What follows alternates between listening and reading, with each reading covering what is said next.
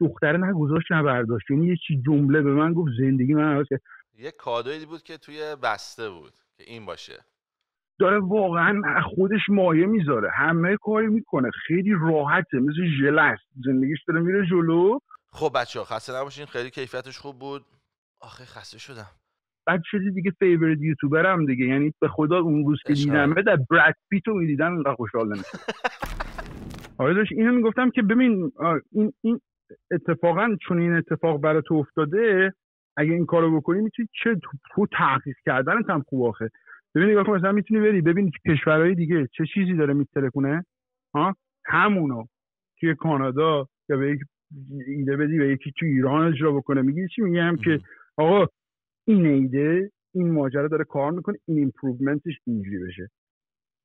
مثلا الان یه دونه مثال میزنم، یه دونه عکس یه دونه پیتزا فروشی بودش. مثلا تو میتونی با یه نفری که توی داری آدماشو داری کانکشنش این کار بکنی، و مثل ما هم تحریم نیستین دید، شما میتونید بکنید ایران کار کنید. ما درنمون سرویس کار داد خوشحالت درنمون سرویس نمیتونی. ولی چیزی که هستش میتونی مثلا یه دونه پیتزا فروشی بود، درش که باز میشد اینجاشو یه کات کرده بود اینجا بذاره اینجوری کله یارو اینجوری باشه، مارکتینگ مجانی. میدونی چی میگم؟ یعنی کل بیزینسش دور این بود که کلهش اینجا باشه، اسم بیزینسشه، حالا میتونه یه چیزی نوشته باشه برای یارو کاستومایزش بکنه، شارژ میکرد بیشتر اینا رو واسه یه همچین ایده‌ای. خب بیا پس الان یه ایده بزنم واسه بچه‌ها که دوست دارن این ایده دیروز به سرم زد. آقا نون سنگک یکی از خوشمزه ترین نونایی که تو تمام نونا هست. من اینو شخصا قبول دارم، ولی فکر میکردم چون که من تو ایران به دنیا اومدم اینطوریه. بعد 2 تا اتفاق تو زندگیم افتاد که یه رستوران خیلی چوسان فسانی رفته بودم که مثلا سبد نون میاره $35. بعد توی 2 تا رستوران، یکی تو کانادا یکی تو آمریکا، کاملا بی ربط، تو رستورانی که رفتم نون سنگک بود لای نونا.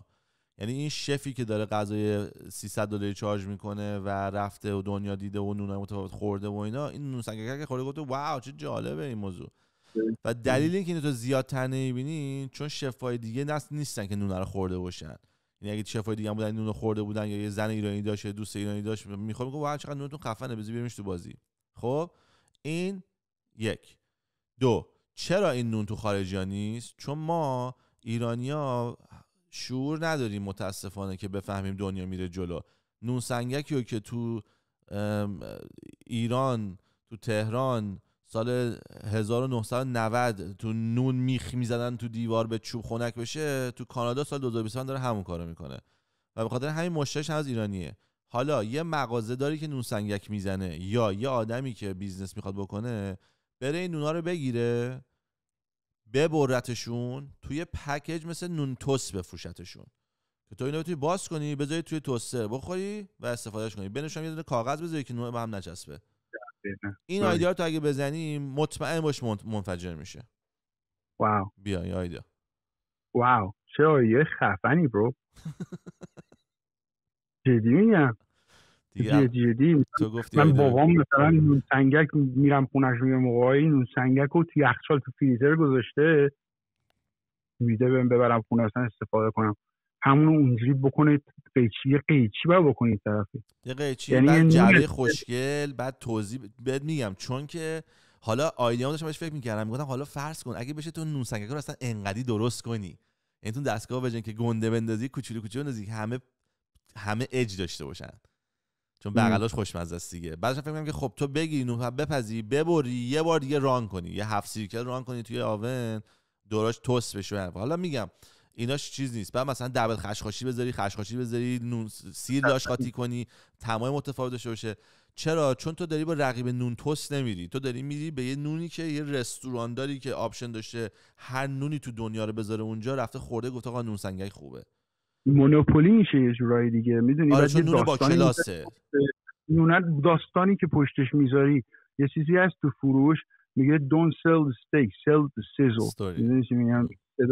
اون جلیزه رو بفروش نه اون استیک رو. میدونی اون پرزنتیشنه، اون باکسی که میذاری، اون روی سنگ بپزی رو جعبه اینو بتونی ریفلکت بکنی، بعد توضیح بدی که اینا رو سنگ میپزه، سنگا 433 درجه‌ن به خاطر اینکه اون لحظه‌ای که اینو شناوری بنویسی توش، بعد یارو این قلم به قلم رو روش میبینه، این سنگا رو ببینه بگه اینا سنگه، این شیپا که سنگه.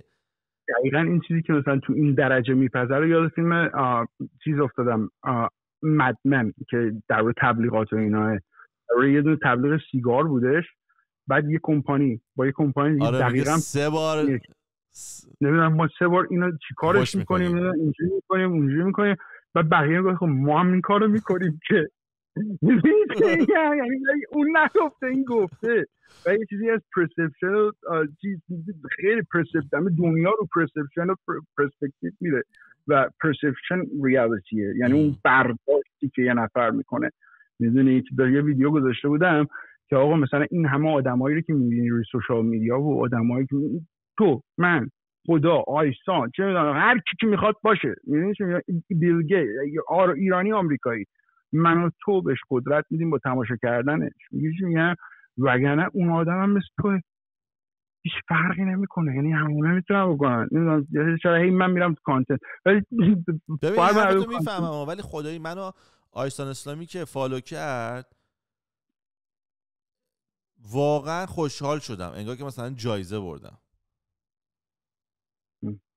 بعد من که بیشورم، من که رو اینستاگرام اصلا نمیرم، یکی از بچه‌ها که منیج میکنه برام یه عکس فرستاد، زده بود آیسان فالود یو. بعد رفتم چک کردم دیدم آره، گفتم دود دمت گرم، بهشم مسیج زدم ازش تشکر کردم، گفتم میدونم دقیقاً حرف تو رو زدم، گفتم میدونم احتمالاً تو اصلا برات مهم نیست چیزی که من دارم برات میگم، ولی برای من خیلی مهمه که تو منو فالو کردی، برای تو شخص راحت باشه 2000 نفرم فالو کردی، من مثلا تخمتم نیستم، یعنی همونجوری که باید منطقیش اینه.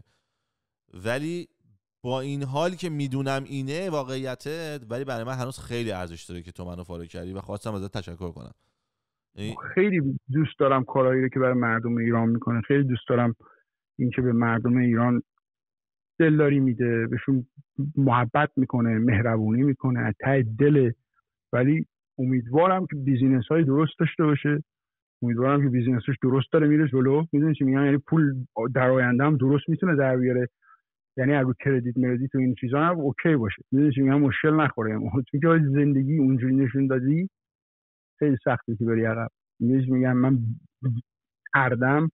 دیدم رو کردیت زندگیم به سار رفته و من به حرفتو فکر کردم تو دنیای خودم، ولی الان چون که بالای 10 میلیون فالوور داره هیچ وقت دیگه این آدم زمین نمیخوره. آره ایشالله که یعنی این کافیه و فردا به بدترین حالت هم برسه میتونه یه دونه پروتئین بزنه پروتئین آیسان، خود منم میخرم. آره میفهمی؟ نه الان دیگه اوکی میدونی، ولی مردم عادی نباید از این مثال درس بگیرن که آقا من برم این کارو بکنم که اینجوری بشه. دیدی چی؟ مثلا برم ماشین بگیرم که فلان اتفاق بیفته. آدمایی رو دیدم که حاجی ماشینای دیوونه کننده دارن، ولی اون ماشینه نیستش که واسه اون طرف فالوور گرفته. دیدی چی میگم؟ یعنی اون آدم ماشین داره فالوور نداره. میفهمی چی میگم؟ یعنی یه چیزی داره، ولی اون اکس فاکتوره که مثلا چی میگن اون شخصیت آیسان داره، اون شخصیت رو میگی چی میگم، ولی اون نداره اون یکی. ولی آیسان میگم با یه جوری به مردم زندگی اقتصادی هم نشون بده. مثلا به سا ندید پولتون رو دادا، بهت خونه بگیرید. میدونی سالی 2 بار منه دیگه. ببین کار منه. آیسان شخصیتش اینه که بیاد درد و دل کنه، با مردم حال کنه، بخندونتشون، فوششون بده. این شخصیت آیسانه. من شخصا خودم دارم نمیخواد بیام ازش اقتصادیات بگیرم، نه به خاطر اینکه میگم نمیفهمه یا من بیشتر میفهمم، رو حساب اینکه خب آره، ولی اینفلوئنسش تو چیه؟ مثلا میمونه که مثلا میگم یه یارو بودش خمیردندون میفروخت، خیلی معروف بود تو خمیردندون، حالا اون بیاد برای من که من کفشمو چجوری تمیز کنم، برای من زیاد مهم نیستش. میگم آقا تو کار دهن من صحبت کن، تو بیا به من دهن شور بفروش، تو بیا به من بگو نخ دندون بده. یهو میری تو کفش، ربطی به تو نداره. حالا نخ دندون با کفش خیلی نزدیک‌تره تا عشق و حال و باحال بودن، تا یهو بیا راجع به اقتصادی صحبت کنیم، چون اقتصادی صحبت کردن و بیزنس و اینا دقیقاً مخالف چیزی که آیسان داره نشون میده. من یه یارو بودش من به حرفم نمیگم که بره اقتصادی صحبت بکنه طرف، میگم که نگاه کن مردم یه برداشتی دارن حتی. میگم من تو آمریکا زندگی میکنم، تو کانادا زندگی میکنی، ما میدونیم که آقا چه جوریه شرایط اینجا. من الان میتونم برم امروز صبح یه ماشین گذاشته بودم عکسش که ماشین رویاهامه، رولز رویز اسپکتر رو امروز عصر میتونم برم رو لیست بگیرم، بودم ماهی $6,700 امروز عصر میتونم برم بگیرم، راحتی پولش میتونم بدم. ولی اون $6,700 دادش گلم اگه من جمعش بکنم بگیم $7,000 ها، سر 10 میشه 70,000 میشه چقدر میشه؟ 90 خورده $1,000 در یه سال داشت پول داون پیمنت جلوی یه جای. میدونی درش میگم؟ یعنی منظورم اینه که من میتونم برم اونو بدم اونجا یا برم این کارو اگه برنامه داشته باشم که آقا از اون پول در بیارم. گفتی پروتئین میخوام بپوشم، میخوام این کارو بکنم توضیح میدم که آقا اینجوریه ماجرا، این گیم پلن منه که 100 دفعه دیدم گفته ها، نمیگه من اینجوری اونجوری که دید اوکی همه میکنن. میدونی چی میگم؟ آقا این دارم استفاده میکنم اینجوری اونجوری که روشنگری که مردم بدونن مثلا لازم نیستش تو بری ماشین فلان چیزو داشته باشی که بخوای فلان سیلزو بکنی، فلان فروشو بکنی. دانش تو، اون نالج تو، اون شخصیت توئه که مهمه. به من گفتین مثلا تو چجوری رسیدی به 400 خورده هزار نفر؟ خب من یه دونه میتونم برم بهترین چیزا رو نشون بدم. خیلی دسترسی دارم به خیلی چیزا، خب ولی به کی نشون بدم؟ به چرا نشون بدم؟ جلوی آدمی که میخوام جلوش چوس کلاس بذارم نمیکنم اون کارو. و چیزی که هستش با یه سانروف، با یه شخصیت خودم، با کله کچل میرم جلو، میگم و اتفاق میره جلو. میدونی یعنی منظورم اینه که لازم نیست ماشین نباشه، لازم نیستش که بری جلوی، بری زیر کردیت، بری زیر اینکه شب نتونی بخوابی چون مثلا فلان کس خوشش بیاد، فلان کس اینجوری بشه. میدونی چی میگم؟ میدونم که این اتفاق براش نمیفته و این شخص مثال دارم میزنم و یعنی هیچ من بر علیه طرف خیلی هم حال میکنم با کانتنت. میدونی برای چیزی که هست میگم که ببین تصمیم درست اینه که قرض کردن درست داریم، قرض کردن اشتباه داریم و قرض کردن اشتباه رو داره انجام میده. و نمیگم کارش اقتصاد یاد دادن به مردم ها، ولی اگه مردم کانتکست کاملا نداشته باشن فکر من میتونه مثلا هر کسی مثلا یه نفر دیگه بودش که چون نگاه میکردم ویدیو رو بد نیست من خودم هم خواهم کرد اگه باشه. مثلا تو اون شرایط بودم شاید میکردم 5 سال پیش بود، ولی الان دیگه نمیکنم، مغزم خود عوض شده. مثلا واجی بیخیالش شد باید این توضیح بدیم. نه بگو این مثالشو بزن که چی دیده بودی، نگو کیه. آره نه فقط یکی دو نفر که این کارو میکنن قشنگ چیز میفره.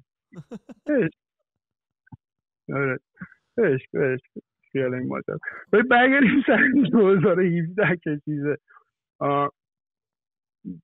ولی این قسمت رو ببندم ماجرا رو که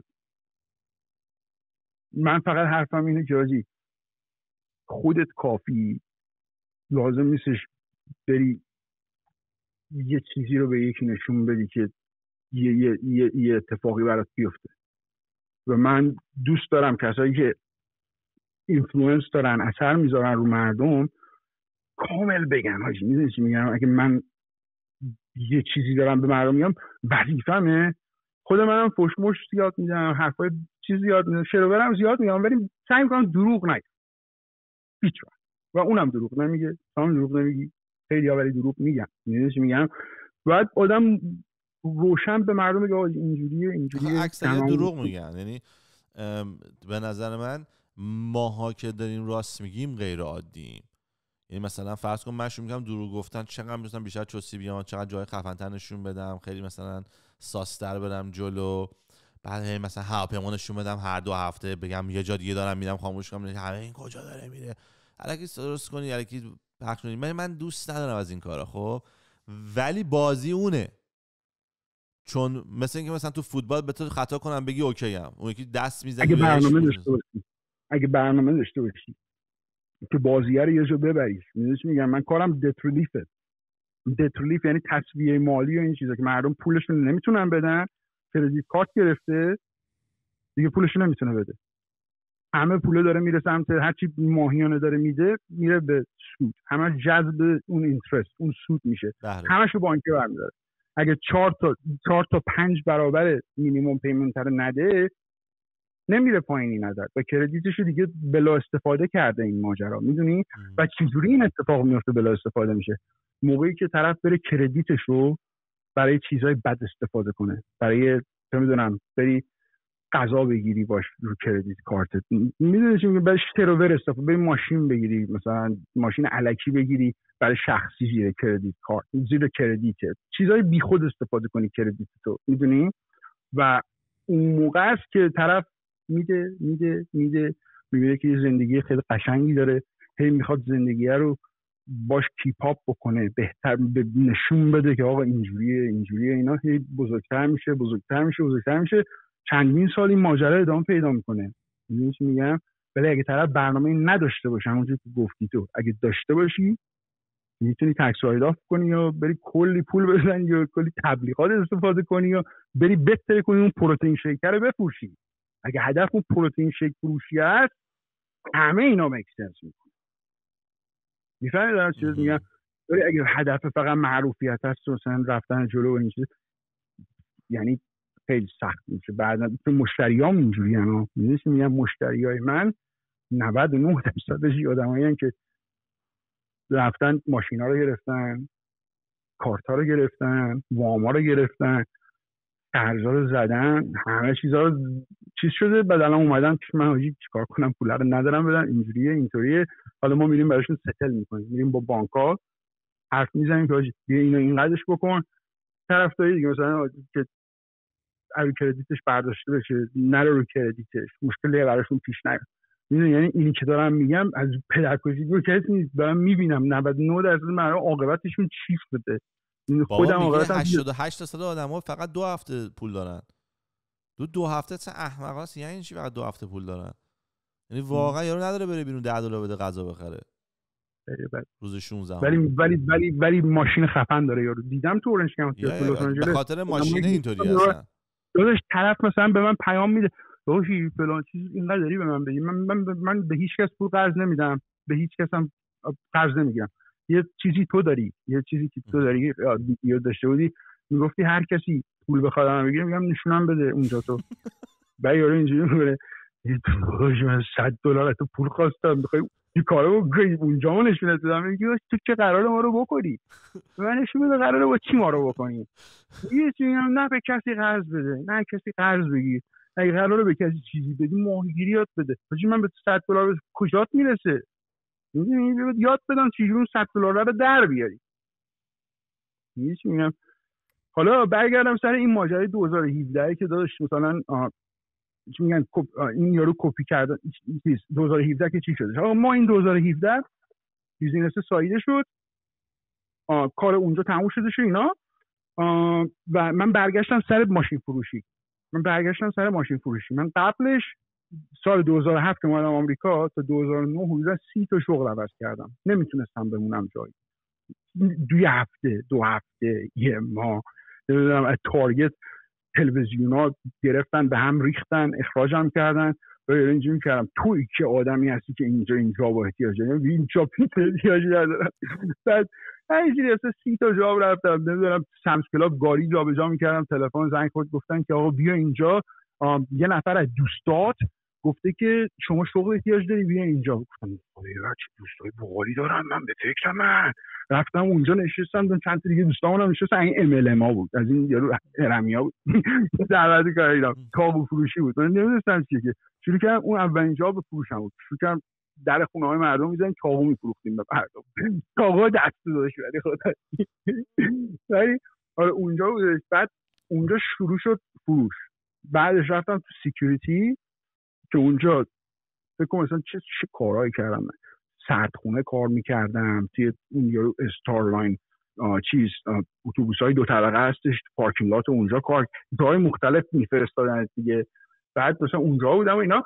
بعد رسیدم به این ماجرای ماشین فروشی، بعدش کالکشن. حالا 2017 که باختم تو این بیزینسه، برگشتم ماشین فروشی اول، ولی چون کنگوشات بودم، دیلرشیپ بزرگ بود، نمیخواستم بدوم این برون برهی و میدویدیم و گفتم جا تلفنی قشنگتر بالتره، دوباره برگردم همون چیز کالکشنی که میکردم. برگشتم کالکشن. بعد دوباره تیممو پس گرفتم، دوباره شروع کردم کار کردن و اینا. بعدش یه دونه آفیس بهم دادن، منش داشتم میکردم، خیلی کوچولو، تیم کوچولو تو یه دونه آفیس، نه کل آفیس، میگم یه دونه آفیسی که تازه باز شده بود، یه تیم توش بود که من اون تیم رو عزیز کردم چند تا. بعد حاجی این اتفاق که افتادش، من گفتم 2021 اینا بود، آخر 2020 اینا بود، با خودم گفتم که حاجی تو که داری خودتو کوچیک میشموری. افسرده شده بودم، یعنی 2017 نابود بودم. همینی که میگه مثلا دیگه آدم نمیتونه پاشه، اعصابش خورده، ترکیده، یعنی خودت فقط پاشی. دیوونه کننده نابود بودم. عکس‌ها رو برات میفرستم بذار این بالا حاجی، که مثلا شروع کردم کتاب چیزای آنلاین فروختن و اینا رو دوباره همه جمعی جوری کتاب ورزی میرفتم کالج، با مردم صحبت میکردم آجی من کلاس چیه، چه درسی میخونی؟ میگفت مثلا فلان بیولوژی. منم همینطور، کتابای درسای ترم بعد من ندارم بخرم، خیلی گرونه. کتاب نداری؟ میخوام این کتابای چی استفاده میکنی؟ میگفت نه کتاب مثلا داری اکسترا به من بدی لازم نداشته باشی. میگفت این کتابات 5 تا از این میگرفتم، 4 تا از اون میگرفتم، 2 تا از این میگرفتم، میوردم ای میفروختم. من تکست بوک گرون بود، این تکست بوک خیلی گرونه. آره $200 $300 دونه اما کتاب میگرفتن سال 2000. آره من اینا مجانی مثلا مردم حال میکردن دیگه، یه خورده مشقت نشون یه رفیق من رئیس داشتم، آقای دیوید مورانو ماشین فروشی. و این آقای دیوید مورانو میگفت ego doesn't pay your bills، غرور و این چیزا پول تو رو نمیده، هیچ وقت غرور نداشته باش.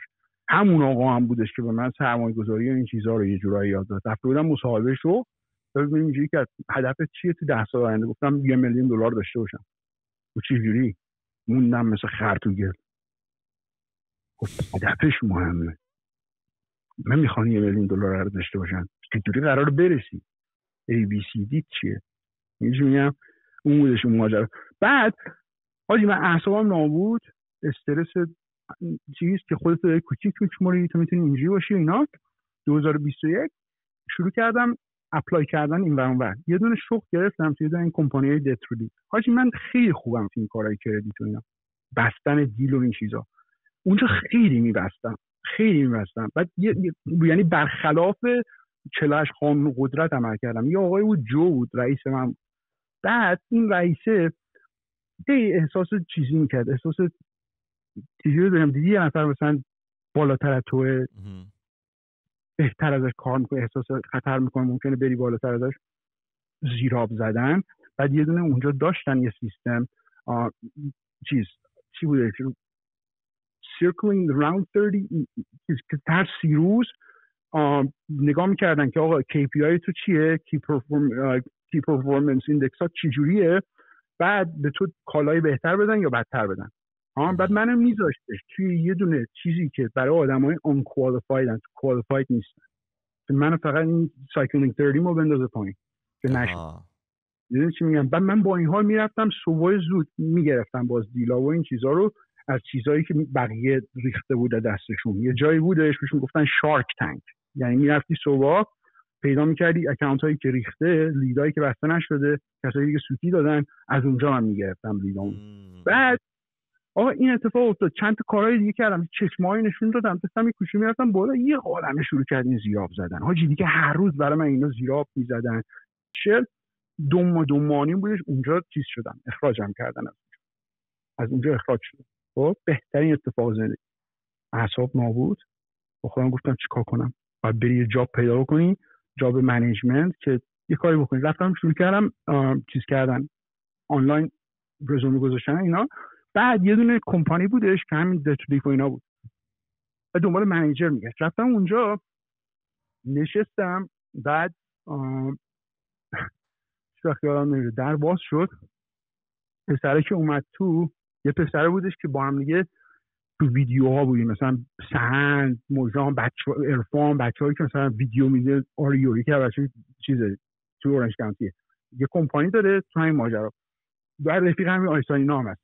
بعد این کمپانی اومد تو، بگم آریوری داشتی، من که خیلی بهتر بلدم این ماجرا این سنفو، چرا اینجوری شده؟ پس من که خیلی بچه خوبیه، عالی، شخصیت فوق‌العاده، آدم موفق، ولی تو کردیت من خیلی خوب.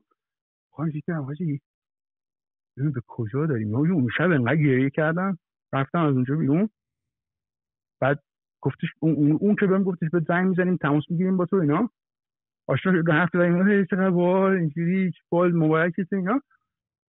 بعد گفتش تماس میگیریم. یکی شریکم داشت که اون قسمت بیزینس واسه اون شریکه بودش با هم کار می‌کردن. بعد زنگ زدم بهش چند روز بعد رفتم با خودم اون شب اعصابم نابود. ولی قبل از این که بگم زنگ زدم چند روز بعدش که زنگ زدم گفتش که من کاوام به اون زنگ بزنم و اون یکی گفت یکی دیگر استفاده کردیم تموم شد ماجرا تموم شد. خب ولی اون شب با خودم گفتم علی داداش یعنی ببین کجای کاری مثلا شایعه میگه یه موقعی میرسی به یه جایی که میخوای شروع کنی دیگه. میبینی با خودم گفتم داداش چیکار کنم. بعد من 2 ماه قبل یه ماه قبلش یه آپارتمان گرفته بودم داون پیمنت گذاشته بودم. برای کسایی که نمیدونن تو آمریکا کانادا حاجی بعضی موقع اگه تو شاید پولم داشته باشی ولی پول جلویی یه جا رو بدی شاید تو حسابت $200 هم نباشه $300 هم نباشه. میگم بعد من $750 دقیقاً برام مونده بود تو آپارتمان گرفتم. نه بدبخت باشم که مثلا $750 مونده. سرمایه‌گذاری کرده بودم.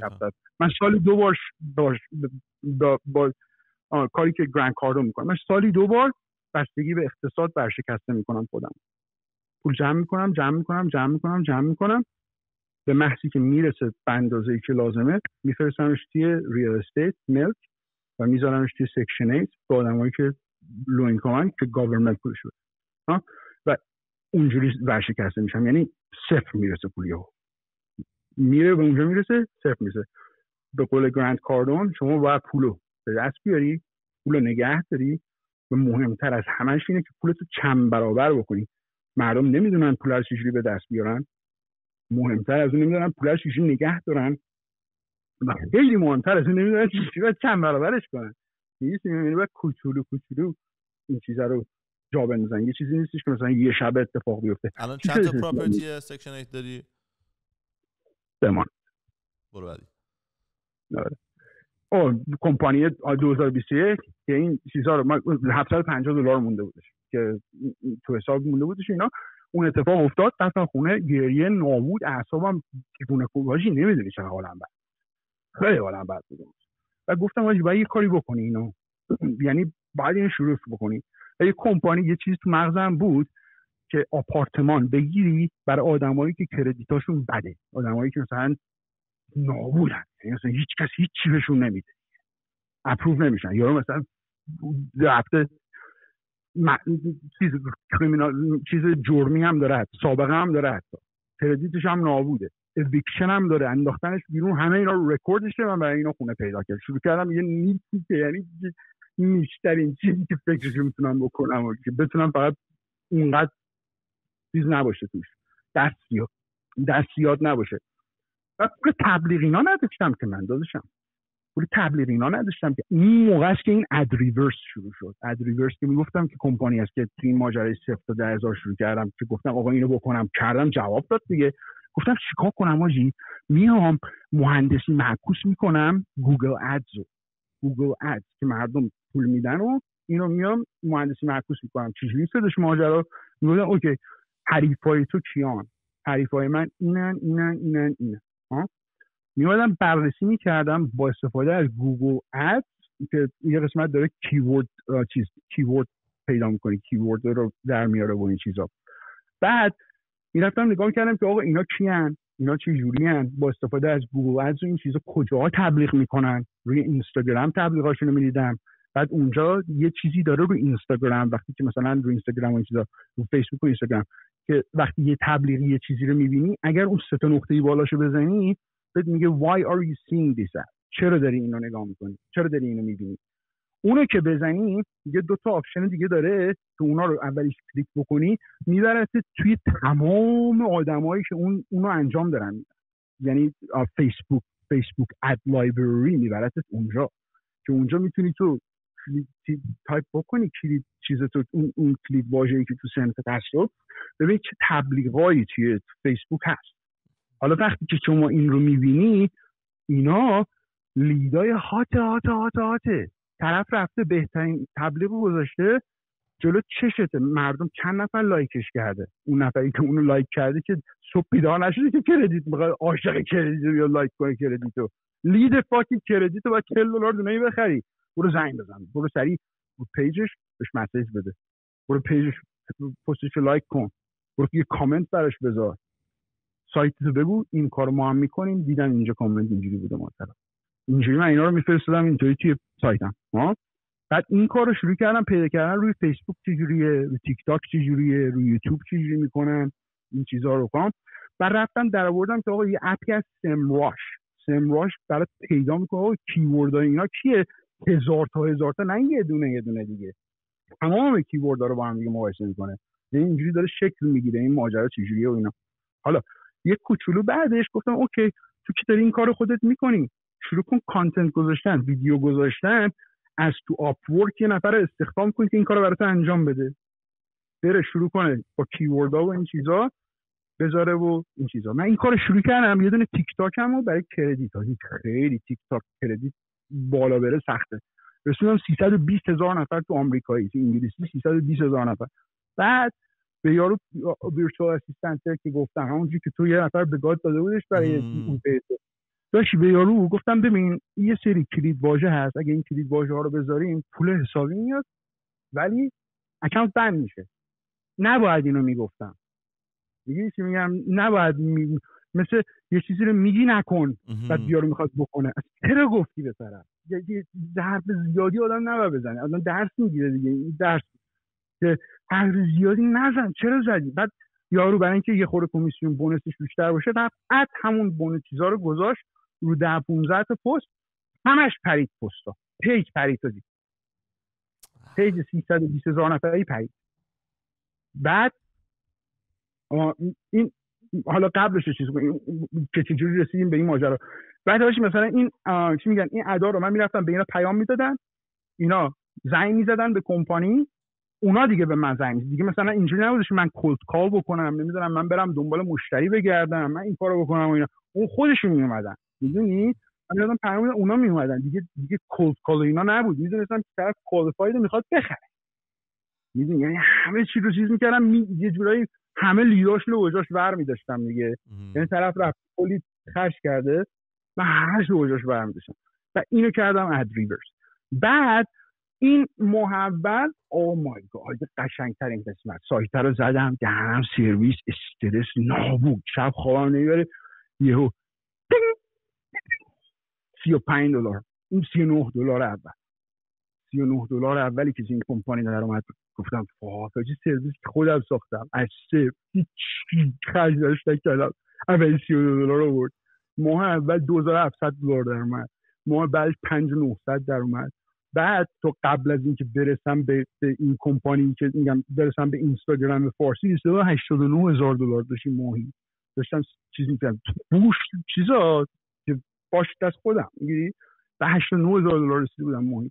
بعد اینستاگرام فارسی چی شدش؟ آقا ما یه دونه ویدیو دیدیم، بابام برام فرستاد که یه نفر داشتش میگفت که تو آمریکا بی خانمان وجود داره اینطوریه، و من ویدیو گذاشتم آقا اینا فون پر نمیکنن، اینا احتیاط دارن، اینجوری مشکل کمک هست، اگه بخواد بگیره میتونه بگیره.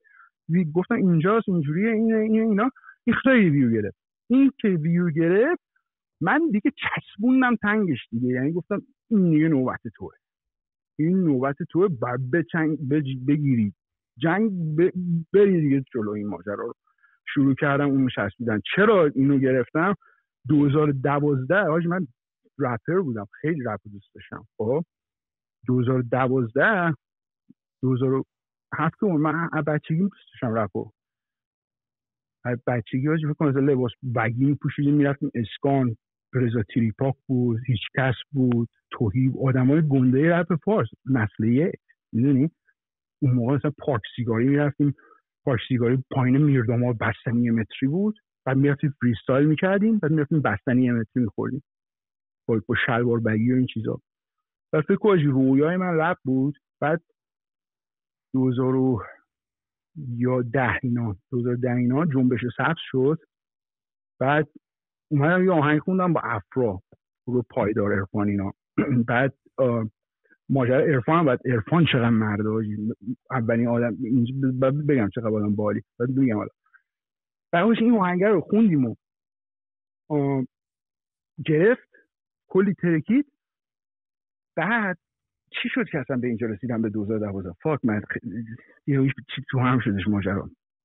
اینجوری شدش ماجرا که اینستاگرام داشت میرفت بالا، من $89,000 داشتم در میوردم. اینستاگرامه داشت میومد بالا. حالا من رویای بچگیم دوباره برگشته، از این برم داره پول در میاد حسابی. کدوم یکی رو تو انتخاب کنی؟ مثلا میدونی چی میگم؟ مثلا دوتاشم اگه بخوای انتخاب کنی، من ایدیشم مردم میگن این هم ایدیشم، من واقعا مریضم، دیوانم، دکتر گفته دارم بعد بعد آقا ما چی میگم بهش، گفتم که آقا من چیکار بکنم، من عشقم معروفیته. بعد اینجا شدش که زدم تو 2012. من 2012 یه رپر بودم، آهنگا که شروع کرد گرفتن و این چیزا، تو بی پول بودم آجی، واقعا هیچ چی نداشتم به خدا، نه ساپورتی داشتم نه هیچی. بعد توی رپ فارسی و توی این چیزا و اینا چون پول اونقدر نیسته شاجی، اگر تو پول نداشته باشی، پول که توش نیست، نمیتونی برای درآمد نمیتونی بری تو همچین چیزی، برای رویاته، برای عشقته. و اگر پول نداشته باشی داشتی انقدر توش پول کمه و انقدر توش مردم گرسنه‌ان میخوان شلوارتو در بیارن، میگم. بعد اگه دختر باشی میخوان چجوری ازت سوء استفاده کنن حوالا، میگم. واسه همین با خودم گفتم آجی باید بری پی پول، با اینکه عشقته، با اینکه رویات آجی به جای رسیده. فکر کنم مثلا پول بهزاد لیتو رو که میشناسی، اون موقع تا آهنگ نداده بود تا حالا، یا آهنگ بود، آهنگ آدم فضایی که با خشایار خوند، به من پیام دادش که بیاین اون آهنگ که اومده بودش بیا این آهنگو بخونیم با هم دیگه. من پول استودیو نداشتم با بهزاد لیتو برم آهنگ که سر میدوندم، میگم پول استودیو نداشتم بدم. میگیری یعنی آدم موقعیت‌ها رو از دست میده چجوری میشه. بنا شده بزرگترین رپر. در اونورم یه خورده مثلا چوس کلاس هم میخواد داشتم میذاشتم چون یه خورده گرفته بود کارم. گفتم الان دیگه مثلا تو گوز کدوم دیدی مثلا چیز، الان به خودم میگم گوز کدوم خونی. میگم یه نفری که میاد تو زندگی تو هیچ وقت خوش از روی اینکه الان کجای قضاوت نکنید مردم. ممکنه اون آدم یه جوری خدا بشه که نگو نپرس. من هر کی میبینم ازش یه کمکی میخوام، مثلا میگی سرمایه گذاری ناراحت میشم ازش این چیزا اگه نکنه، من میدونی چی بهشون میگم؟ میگم عزیز من بدون تو یا با تو میرسم، ولی اون بالا که برسم دیگه اون موقع دیر. دیدم کسایی رو که رسیدم بهشون گفتم یه چیزی میخوام نداده، رسیدم بعد میخواسته بده، داداشم عشق منی تو میگیری. و حالا آقا ما این کمپانیه رو که 2021 زدیم دیگه شروع شد گرفتن و بعد چی میگن رسید به $89,000 رو دارم برمیگردم سر ماجرای چیزی که سلز اینا چجوری شد اینا.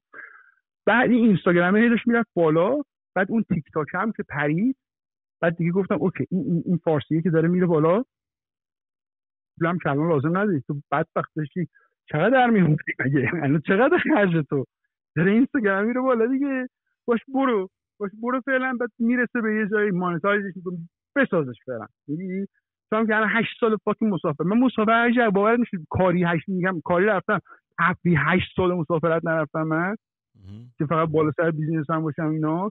به خودم نه اینکه این ویدیو گفته بودم اینا و مردم گفت یارو که از آمریکا دفاع میکنه خودش 8 سال مسافرت نرفته، انتخاب بالا بیزینس. میگی کاری رفتم تفریحی نمیتونم برم چیکار کنم؟ مثلا مردم هایی میبینم که همش این مره اون تو رو نمیگم تو خیلی زندگیت اوکیه، مردم مثلا آدمایی که میبینم نداره پول، زندگی نداره، میره مموریال دی پارتی، میره کریسمس، چی داری جشن میگیری؟ به خدا آخه چی تو داری تو که داری به من میگی من پول ندارم. هر روز داشتی به من میگفتی من پول ندارم، داری میری الان لاس وگاس با $300 بذاری باتل سرویس شیر کنید با یارو، نمیدونم $200 پول شیر منه تو پارتی باز 500 پول نداری. چیه دقیقا نمیدونم، میخوای بری دودونه تو خیس کنی بزنی؟ همین نمیگم واجی مثلا آدم باید بری خودت قبل از مثلا همین میگن خودشناسی که چجوری به دست میاد، باید به ثابتی خودتو ولی حساب شده. مثلا آره 20 تا 30 سالگی باید بری نمیدونم اینجوری بکنی، باید بری کارتو بشناسی، با 20 تا 30 سالگی باید تجربه‌تو بکنی، یه چیزی رو یاد بگیری کوچولو دونه رو بکاری. داداش اگه نکنی فردای روزگار ببخشید دخترها خیلی دوست دارم، به خیلی گوتلا شدن، خیلی یاد داشت. اگر تو نمیدونی چی جوری قراره بزنن چیزه خیلی باید به پایدا تو دختر پول به محض اینکه بره یک جوری میپره اصلا باور نکردنیه. من یه رفیق دارم با یه دختره بوده چند سال، یعنی بالای 5 سال. نمیپذیرم اینو تو که داشتی اگه طرف با پولش بره جلو از اولش، اگه چیزی جز پولش نداشته باشه، اگه از همون اول فقط پول رو نشون داده باشه، اون موقع است که اگر بره پوله، که دلیل اولش پوله بوده، دختره هم میره. ولی اگه از اولش پول داشته باشی، من کردم که میگم داشتم تجربه من تو این موضوع هیچ وقت چیز نکردم که مثلا بخوام برگ بکنم و اینا، ولی من گفتم به تو اون شب گفتم حاجی من اتومات کرده بودم دختربازی رو مثل بیزینس. من ویرچوال اسیستنت استخدام کرده بودم که تیندر پروفایل پرو، بامبل پروفایل پرو، هینت پروفایل پرو مسیج بدن برای من آدم جور کنن که کسی که من خوشم میاد شروع کنم ادامه بدم بحثش. دیگه چیزی که یعنی در این هست، یعنی اونجوری بودش که 33 تا دیت رفتم با مردم توی اون چیز، اون 90 روزی که چیز بود. یعنی این چالشا میذارم برای یوتیوبر رو بکنم در اون چالشا اینجوری. آره خدا چه داشتم فکر می‌کردم برای چالش می‌زنن 1 تا 10,000 خدایی ساده بودش اینجا تو آمریکا. داشتم فکر می‌کردم برام وسط برزیل بدون شبان مثلا جنگل‌های آمازون. بیشترین پولو چی آخر در آورد توی اون 10,000 تا؟ من افتادم دنبال جنس پیدا کردن. اون اصلا این کارو نگفتم. اون ایجنت امرجنسی ایجنسیه، این یوتیوب، این اد ریورس، چهارمین چیزی که برام پول رو در آورد این بود. گفتم که آقا جنس من باید پیدا کنم که بذارم. یه دونه اسباب بازی سیگار که سگ هستش، سگا مثلا دیدی مارلبورو هستش، 3 تا از این اسباب بازیه سیگار سگ میاد اینجوری میگیری جلوی دهن سگ اینجوری برمی‌داره میره. گرفتی؟ اینو پیدا کردم $2.48. بعد شروع کردم فروختن. اول $39 دیدم زیاد فروش نمیره، کردمش $29 رو تیک تاک شاپ. روی تیک تاک شاپ گذاشتمش. بعد اینو گذاشتم پستو. چند روز بعد اومدم دیدم که شت 2000 خورده زده. بعد کاری که کردم، آخه تحقیق کرده بودم که جنس رو بدم، توضیح میدم چجوری دقیقاً باید جنس رو پیدا بکنیم. اینو که بگم حاجی مردم میرن درواش پکیج میسازن میخوان دفوب بکنن. به خدا تو واقعا تمامش رو میگم چجوری بگی. بعد حاجی من این جنس رو گذاشتم، بعد دیدم 2000 خورده پول اومد. بعد تریکش اینجاست که آقا وقتی تو کریتیو پستای ویدیوهاتو میذاری در روی جنس، یه سریاش 1 ویو میگیره، یکی 5 تا ویو میگیره، یکی 100 تا ویو میگیره، یکی 10,000 تا ویو میگیره. اون یکی 10,000 تا ویو میگیره رو $5 تا $10 میای توی ریدیوس 20 تا 25 مایلی خونت برای اینکه ارزون ترین حالت ممکن باشه پوش میکنی که فقط تو الگوریتم یه خورده چیز بزنی، مثلا تلنگر بزنی و الگوریتم یه کوچولو پوشش کنه. اون که پوش میشه تو دور و بر اون چیزه، این دیگه شروع میکنه یه جورایی اول کوچولو یهویی میبینی نیشن وایت داره پوش میشه این ماجرا، میدونی. و اونجا که شده یه $5 $10 دیگه میذاری دورش که اون جنس شروع کنه خرید، شروع کنه فروختن. آخرش من آخرش با همه فروشا یه دونه ماشینم این وسط گرفتم، اینجا پوله رو که رسیدم به $1,000، رفتم فیسبوک مارکت پلیس یه دونه ماشین $400 گرفتم. اصلا نگاش نکردم ماشین رو، یعنی نرفتم ماشین رو ببینم. به یارو زنگ زدم آقا ماشین چنده؟ $400. اوکی. به آمکو ترانسمیشن میپوشه، ترانسمیشن فروشی. حالا من ماشین دارم، ماشین خراب، هنوزم زیر اسم من نیست تایتلش، همه چیزا ردیفه، میتونم از اینجا بیارم تو کنم تو مغازه شما و چقدر من میدی؟ گفت $1,000. بعدش گفتم اوکی ردیف. یه خورده تریپل ای داشتم، اونم چیتی بودش که کردم، تریپل ای استفاده کردم. یعنی یه هر کی تریپل ای داره دیگه بدبختم دیگه تریپل ای داره دیگه، چیز هم نمیشه. ولی آره زنگ زدم تریپل ای برد ماشینه رو آمکو. بعد همه کارش کرد تموم شدش اینا. اونجا هم حدود 400 خورده خوردم با تایتل این چیزا، بعد میدادیم و این چیزا. بعد 400 خورده هم اونجا برداشتم. بعد دیروزم یه دونه ماشین $400 دیگه گرفتم، این تو این تایتله. فکر می‌کردم تموم نمیشه دیگه، داشت ادامه پیدا می‌کرد. دیروز تموم شد، رسیدم به 11670. بعد ولی برنامه داشتم دیگه که برم این ماشینا رو بگیرم. یه گرفتمش دیگه، این ماشینا رو هم گرفتم. بعد ماشینا رو فرستادم دم خونه یکی از بچه‌ها. بله من میگم هیچ عالم نیست پیش گوشی این چیزا. بعد پارکینگ داره اون، بعد بلدم از پیش گوشی دستش بگیره. بعد اون میکنه کارو، شوری پولی به اون میدم میخوره. یه بکنم همش بدم اون بخوره، من لازم خدا اینو دیگه تموم شد چاله. ولی آره داداش، ولی اشتباهی کردم داداش، یعنی کچل شدم سر این ماجرا. سخت داداش، وقت میبره، خیلی وقت میبره. بعد من بیزنس اصلیم دیرشوره، 5 تا بیزنس دیگه هستش که خودم دایرکتلی همه چیشم، 12 تا هم که هستش مثلا 10% 15% توشون دارم و همه اینا رو مثلا اونا به عنوان کانسالتنت، به عنوان مشاور. ولی مثلا بقیه وقت میبره و دهن آدم سرویس میشه، میدونی. و بخور فکر کن اینستاگرام هستش، این هم هستش، اینجوری همه اینا رو بخوای منیج کنی. بیا حالا یه نفر دیگه خودشم صحبت میکردم، یه نفر چیز کردم استخدام کردم که بیاتش کارهای یوتیوب و اینا رو انجام بده، مثلا فوکس بکنم اون برای این کمپانیایی که الان توش کانسالتنت شدی برای 10% 15% اینا رو از کجا پیدا کردی؟ اونا تو رو پیدا کردن یا تو اونا رو پیدا کردی؟ دوتاش. یارو من مثلا مشتری بوده میومدش، من 2100 تا کمپانی رو شروع کردم برای مردم، یعنی خودم و تیمم 2100 تا کمپانی رو از استارتاپ تا یه جایی که بیزینس کردیتشون ساخته بشه برای مردم 3 سال کردم این ماجرا رو. خب بعد از این 2100 تا بیزینس، این 15 تا خیلی خوب بودن، چند تاشون به من پیشنهاد دادن و بقیه‌شون من بهشون پیشنهاد دادم.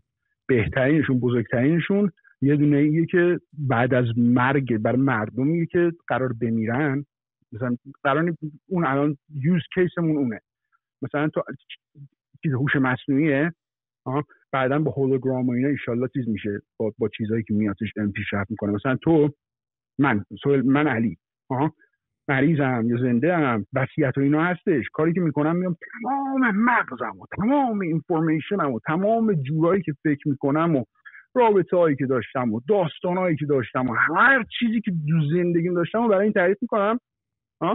بعد این چت جی پی تی میشه تو مغز یه آدمی که مثلا هولوگرام اینا ازش ربات درست میشه، ربات تو زندگی میکنه دیگه، مثلا انگار نرفته. فهمیدم. بعد الان قسمتیه که میتونی چت کنی با اینا، فقط میدونی مثلا اون تیکش نرسیده که چیزه اینا همش مثلا میتونم به توضیح پتنت دیگه، همین چیزاش چیزی کسی دست بزنه میگوامش چیزی که هست. مثلا خیلی چیزا کار میکنم. یه دونه کمپانی دیگه هستش مردم چیت میکنن، به هم دیگه خیانت میکنن. یه دونه دیگه دارم پراجکت لویالتی، یه دونه اپ دیتینگه که اونم پتنت و اینا، ولی هنوز به چیز عرضه نرسیده. خیلی روش باید کار بشه. کاری که میکنه آیدیاش از یه دونه فیلم چیز بلک میر توی نتفلیکس اومده که اتفاقی میفته مثلا میری دیت، یه نفر رو میبینی، اولا که مثل میکس اوبره و یه چیز دیگه، میری بیرون، اگه آماده دیت باشی ساین آن میشی، اگه نباشی که بسته است. خب اگه آماده باشی دیگه اپروچ انزایتی رو به میبره، اگه اونم آنه یعنی دیگه اوکی داری صحبت کنی دیگه، گس ورک و اینا نداری که من فشار برم چی میگه آنه، برو صحبت کن، میخواد صحبت کنه، میری پیشش باش صحبت میکنی، هر کسی که باش صحبت میکنی دوستانه، رفاقتانه، عاشقانه، بعد از اینکه کارتون تمام میشه 10 تا کلمه درباره تو میگه، صادقانه 10 تا کلمه میگه و در طی زمان این 10 تا کلمه کامپاوند میشه حقیقت یارو، دیگه نمیتونه دروغ بگه به کسی. میگم میشه پراجکت لویالتی، یعنی یه جورایی وقتی که مردم وارد الگوریتمش بشن دیگه چیت کردن اتفاق نخواهد افتاد.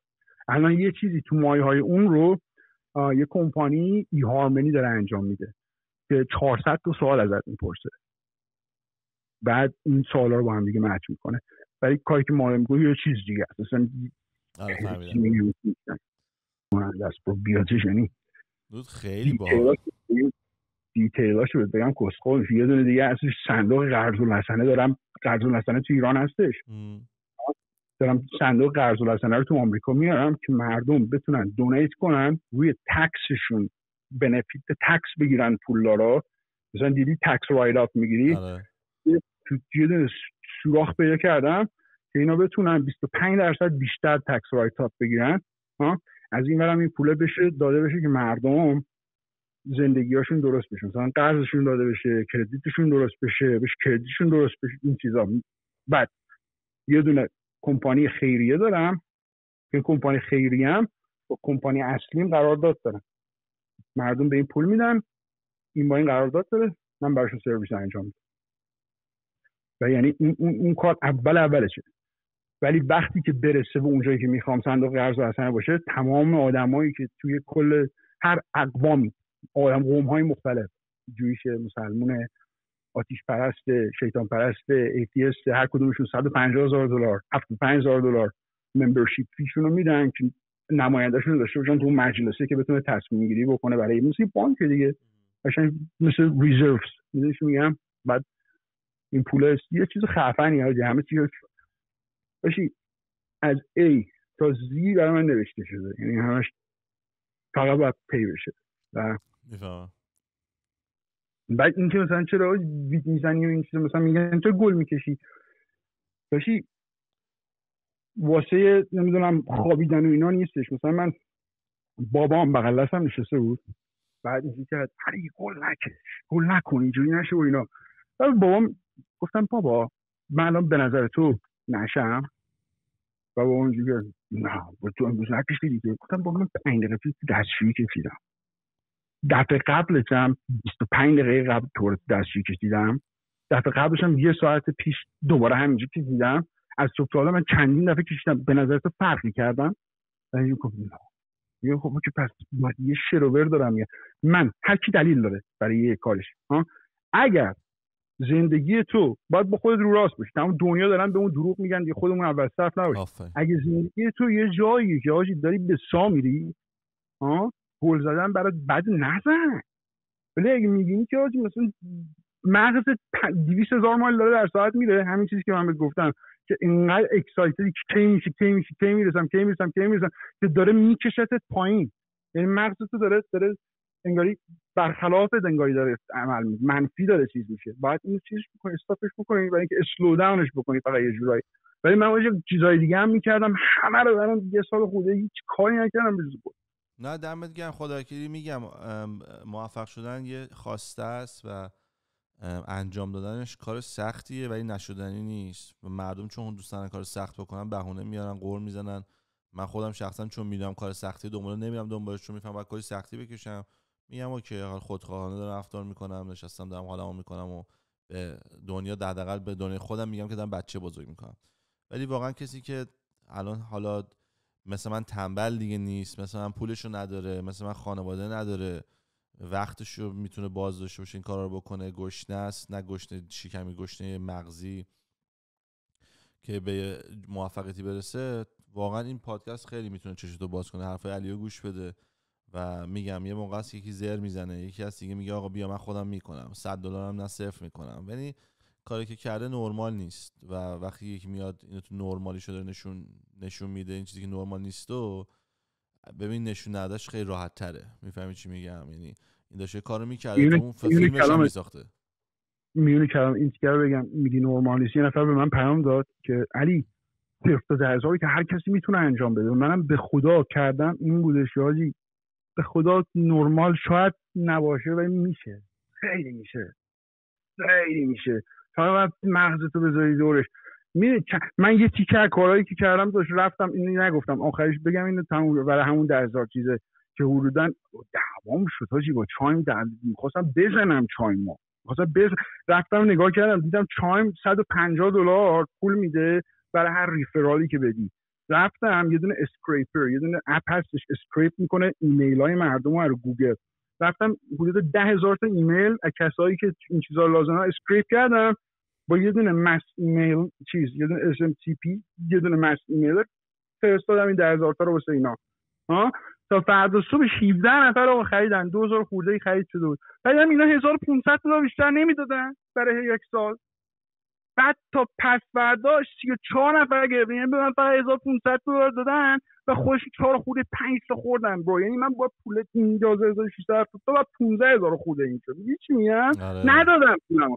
بعد با خودم گفتم نمیتونم شکایتم کنم این کارت. بخشید دزدن دیگه، دزدن. ولی میگم دنیای به قول خودم همون خرط و خره و چقدر حال داد. من خیلی می‌خواستم با ویدیو بگم، هم اینی که میگم از اینستاگرام از رپ بیای تو بیزنس، بعد دوستت اینجوری بکنه، بعد هک بشی، بعد بری توی اینستاگرام معروف بشی، بعد بیزنست موفق بشه. چقدر حال به من دادی واقعا، دمت گرم. یعنی اون شبو خیلی واسه من یه شب خاصی که تشکر می‌خوام بکنم دور از اون شب تشکر کردم و واقعا مرسی که امروز اومدی. دمت گرم بیبی.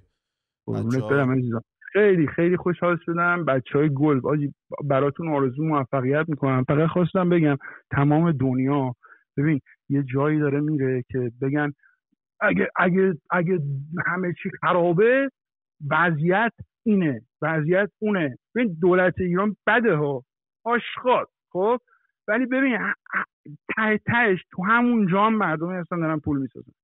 میگی چی میگم؟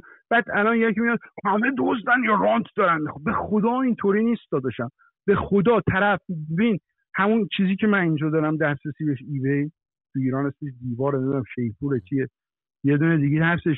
من اگه اینجا دسترسی دارم به کمدم، تو هم تو ایران دسترسی داری به گاراژ. تو ایران گاراژامون چیزامون تو انبار تو اینجا پر بود، تو میتونی از اونجا بری پولات در بیاری. و من به مردم میگم برو از خونه شروع کن، وسایل فروختن شروع کن. تو کوچولو مردم من معتادم برم وسایل شروع کنم خونه فروختن. میگم آره انگار کار آره خیلی جالبه. نه این چیزی میخوام دلیلش هست این نیستش که تو بری وسایل تو بفروشی پول به دست بیاری چون پول لازم داری.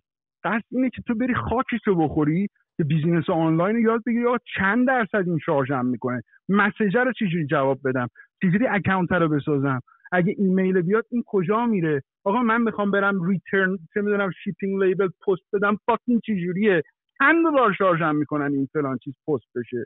نمیدونم اینو به این وصل بکنم، آیا هولد گذاشته میشه؟ مردم داشت میرن با سورپرایز، همون چیزی که من رفتم اولین دفعه. طرف میره ایبی مثلا بیزینس میزنه دراپشیپ، بعد پولشو هولد میکنن و میگه آجا من به سال رفتم بیزینسم نابودش. میگم بابا این یه چیزیه که قبلش باید میدونستی تو، خب و بدونی که آقا وارد چی داری میشی. یعنی اینه که من آجی کورکورانه وارد نشو، اول یه تحقیق کوچیک بکن ولی خیلی هم تحقیق نکن. بمونی تو تحقیق فکر میکنی دیگه همش داری کار میکنی، فکر میکنی داری یه کاری انجام میدی، شعر داری انجام میدی. از یه جایی به بعد میگه آجی تحقیق و اینا شعر و بره، برو تو. آره منی عاشقتونم، برای همتون آرزو موفقیت میکنم. دمت گرم، خیلی خوشحال شدم. چاکس.